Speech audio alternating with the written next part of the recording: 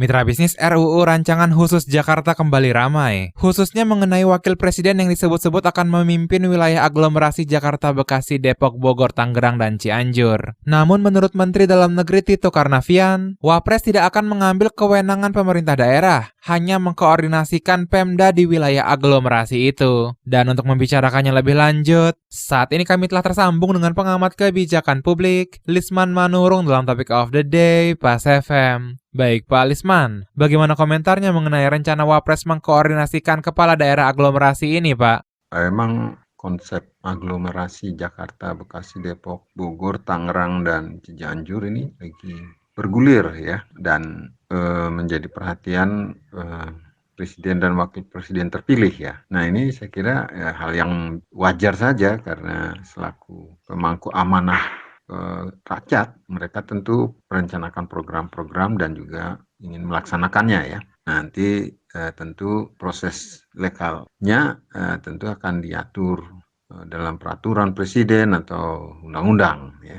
Namun yang cukup penting kita sadari ialah bahwa Jakarta, Bekasi, Depok, Bogor, Tangerang, Cianjur tadinya merupakan kesatuan wilayah secara real ya ketika Jakarta menjadi ibu kota ya. Dengan Jakarta menjadi ibu kota, aktivitas pemerintahan tertinggi itu ada di Jakarta ya. Kemudian lembaga-lembaga politik tertinggi juga ada di Jakarta.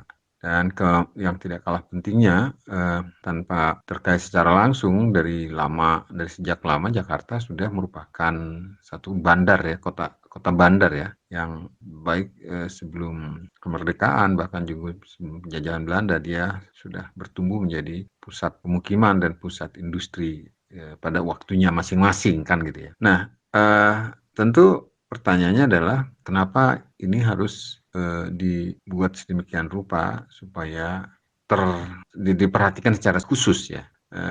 Saya menduga bahwa hal tersebut sangat mungkin terhubung dengan pengalaman dari berbagai kota berubah fungsi menjadi kota biasa setelah lama menjadi ibu kota ya.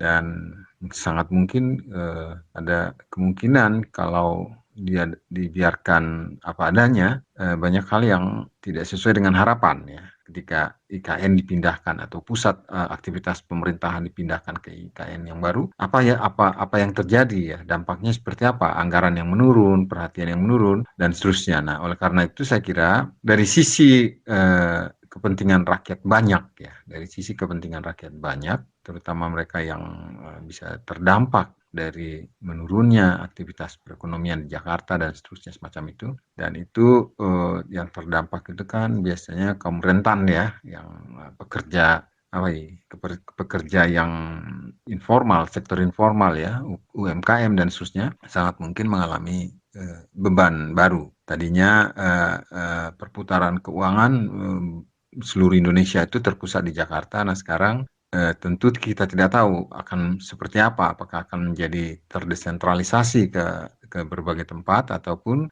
juga mengalir secara besar-besaran ke IKN sebagai tempat investasi baru karena karakternya agak beda dengan pemindahan ibu kota. Seperti misalnya Australia membuat Canberra atau negara-negara lain yang hanya mau menjadikannya pusat pemerintahan belaka. Nah, apa yang terjadi dengan IKN itu kan dia menjadi semacam satu pusat pemerintahan dan juga satu pusat perekonomian dan aktivitas yang secara signifikan dapat dianggap untuk menjadi driver dalam pertumbuhan Kalimantan ya. Dan kita tidak boleh lupa bahwa Kalimantan adalah penghasil devisa strategis yang paling besar ya, saya kira ya, Kalimantan. Sehingga dengan alasan itu memang menarik untuk melihat apa yang akan terjadi ketika terjadi peralihan fungsi itu gitu loh, kira-kira demikian.